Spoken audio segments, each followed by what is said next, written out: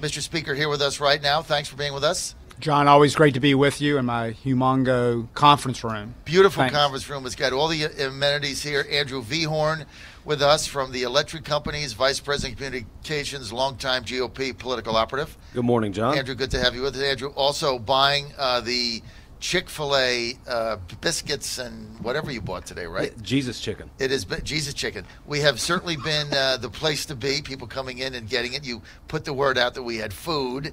And Chris Saxman of Virginia Free President. He's also former House of Delegates member, former losing chairman of the McCain for President campaign. We got two more percentage points than you did as Trump. So yeah, but you lost by more than I did. And also, we got 46. You got 44. 46 beats 44. I only got beat by 5. Every you time. got beat by 8. Every time. And also he is the host of the Chris Saxman Show on the John Fredericks Radio Network, 10 to 1, 10 a.m. to 1 p.m. on Mondays. Must listen radio. Mr. Speaker, we really appreciate you being with us. We know our time is limited today because you have a meeting, so we've only got about 10 minutes. So let's get right to it. Justin Fairfax, Lieutenant Governor, we understand that you, as the Republican Speaker, have been attempting to find a way to allow Justin Fairfax's accusers to be heard in the General Assembly, and also for the Lieutenant Governor to be able to defend himself. And we understand that you have been stopped in your tracks by the Democrats. What's the deal? Yeah, John, I've been meeting with the Democrats all week, trying to come up with a path forward. I knew it had to be bipartisan. Didn't want it to be charged with being political. That's not what we wanted. So we laid a framework out for them that was basically, generally anytime you do this type of investigation, a resolution goes through rules. You set the parameters in the resolution.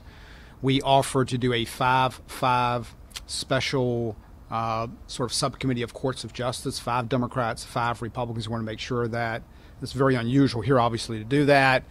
And then, basically what would happen is, we do have some authority, some subpoena power, mainly in state. We have some ability to call witnesses, but I think we particularly wanted to give voice to Meredith Watson and Vanessa Tyson. Certainly we would have invited the Lieutenant Governor, et cetera, and set up those parameters. It was really interesting. They came to me earlier in the week with a letter, and I'll give you probably the key sentence of the letter. It said, "It is our view that it's impossible for the General Assembly to conduct a thorough and credible investigation." And so I told them I was certainly in a different place than them. And finally, after about 3 or 4 days, I said, I really have to have an answer. If I'm going forward with this, yes or no, are you interested in trying to work on this or not? And they kept saying, well, we need this, we need that. They go, we're 2 days from session. And so basically that's when I decided that, I had to come out and give people an answer. Basically, they're not interested. And so that's where we're at right now. So basically, without a doubt here, it's Eileen Fillerkorn, the minority leader in the Democratic House Caucus, which is standing in the way of the hearing that you advocate for these 2 women who have made some very serious allegations against the Lieutenant Governor, and you're willing to go forward in some nonpartisan way that you think is fair, that they should be heard. Yes, and I know Delegate Fillerkorn has said she don't want to have a political circus and this is partisan, and that is not what I wanted at all.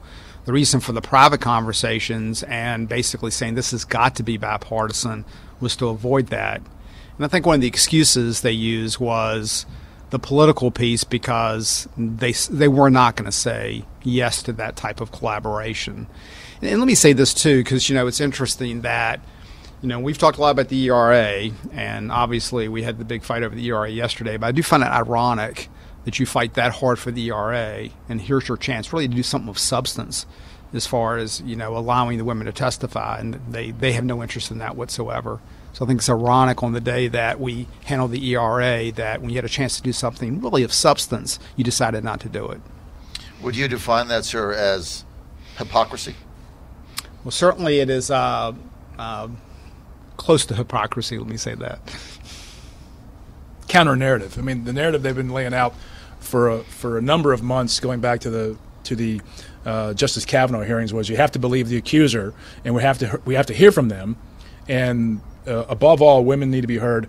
and to have them not be heard. Silenced. Well, not necessarily silenced, but not to go through the process. And to say that we don't have the ability here in the General Assembly to have an investigation when you have, I don't know how many lawyers in this building who serve in the House and the Senate to have credible, substantive questioning going on. There's a process laid out in the House rules for doing just this. Right. Stuff. All you're doing is essentially bringing someone in, sitting them down, and having answer some questions. I mean, this is the lieutenant governor. If the governor can't serve or resigns or whatever happens, he is the governor of the Commonwealth of Virginia. This is a large operation. This runs the government. You need some assurance, and the people need to be assured that the people in control who are running the ship of state can, in fact, run the ship of state. So to deny them that day in court, have due process, it leaves so many unanswered questions out there, and it just harms the team. Mr. Speaker, so what were you prepared to do here? Just to have a hearing? Or would this be part of an impeachment procedure? Separate from that, how would this work? It never said it had to be absolutely impeachment. I mean, and once again, John, I think the key was that I wanted to make sure they had input on that. But the way it would have worked is you would have had a resolution which sort of laid out the parameters. I wanted that to be negotiated. But yeah, I think that there would certainly be some investigation going on. There would certainly be call of witnesses. I think you don't want to prejudge that. Due process is important. So then after listening to that, let's see where we're at. And then decide, do we take that next step or not take that next step? And so I thought that was a very, very fair process. And before I could even get any further, they just wouldn't engage. And so that's sort of where we're at. Here's the other problem. If they don't do this, they will be attacked for not doing anything. That's the political piece of this. They are going home into a primary season where the people paying attention to this most are probably Northern Virginia Democratic primary voters. Well, it's just ironic that the conservative Republican Speaker of the House in Virginia is pleading for the Democrats to allow two accused women to come in to the General Assembly and have a hearing and be heard and let Justin Fairfax defend himself, due process. I mean, they're opening it up to that opportunity. And yet it's the Democrats who have been screaming that women should be believed and have a voice who are now blocking it for obviously 100% political reasons. I don't know how Eileen Fillercoin, the minority leader, justifies this. When you've asked her this, Mr. Speaker, without breaking good confidence in confidential conversations, when you looked her in the eye and asked her this, how did she answer? Well, their answer always is, well, show me the exact details, etc. And I go, well, one of the reasons I don't want to do that is because I think we should negotiate the exact details. But right. Once again, then you have a statement out there, though, that I just read that basically says, and if you look at whether it be Delegate Herring, all the Democrats that basically have statements out there that we're just not interested. And I think this is very instructive. This is from a letter from the lawyers of Vanessa Tyson, where they say, to be clear, we find it totally unacceptable for the General Assembly to stand down and abdicate its duties, instead await action by prosecutors in Massachusetts and North Carolina that might never come. And so the ladies themselves are saying, because they're hiding behind this, the law enforcement piece, but that might never come. And they're perfectly willing to come testify. And so, I think that's just, the form that you need to go. And let me remind everybody, too, is everyone has called for Justin Fairfax's resignation. This is not like, this is in a very serious matter. If you've called for his resignation, you certainly think it rises to a pretty high level. So I find it interesting that you would do that, but then you wouldn't even basically be willing to look into it. Yeah, they just don't want to deal with it. Duplicitous. They want Justin to fall on the sword and say, just go on about your way so it doesn't hurt us. So we don't have to be, we don't have to have the brand attached to us. I mean, as soon as these stories broke, Democrats are texting me and messaging me going, oh, my God, does this mean I'm this? I'm like, no, it just means X, Y, and Z has been accused of something. It doesn't mean it's about you. So they don't want it being transferred to them, especially in an election year. What is the difference between what these two women are attempting to do to get their voices heard and Dr. Christine Blasey Ford during the Kavanaugh hearings? What is the difference, Mr. Speaker? As a matter of fact, I would say what the difference is to some degree, and it's, to me, remember, once again, everyone is called on the lieutenant governor to resign. So that really reaches a very high level, right? I think much higher than the Kavanaugh hearings. And so, everyone has said, you look at their statement, these are very serious charges.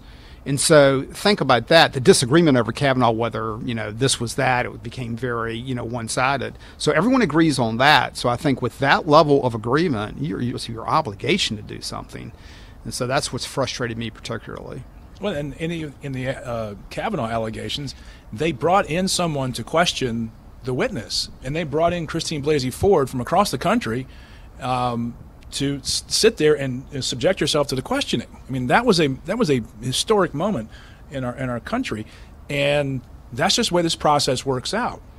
I would say, and these two women are actually, and they have a point here. They're saying it's actually a dereliction of our duty if we don't do something. They've been. They want to be called. They really want to be called. I mean, and let's also be candid. We're in charge. We have a 51-49 majority. You can do this anyway. And so, if we don't do that, then to some degree, the folks in charge, will be the ones that are to be blamed. It can be 5-5, or it can be 6-5. Are you prepared to invoke your majority status and have the hearings for these two women who made the allegations, very serious charges, regardless of what the minority says?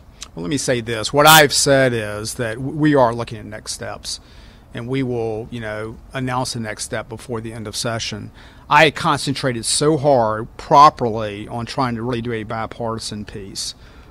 So my energies have been how to set that up. But now we obviously have to turn and do something that doesn't include that, and that's a different thought process. So I'm not at the point where I'm ready to announce that, but I think pretty soon we are going to say what we think at least gives them a hearing.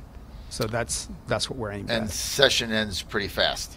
We've got till Saturday. So you've got a day to decide. Yes. So we'll look forward to what you decide to do. I want to thank Speaker of the House of Delegates in Virginia, Republican Kirk Cox from Colonial Heights. Mr. Speaker, thank you for being with us. Thank you, John, and thank you for breakfast. Thank you. You can thank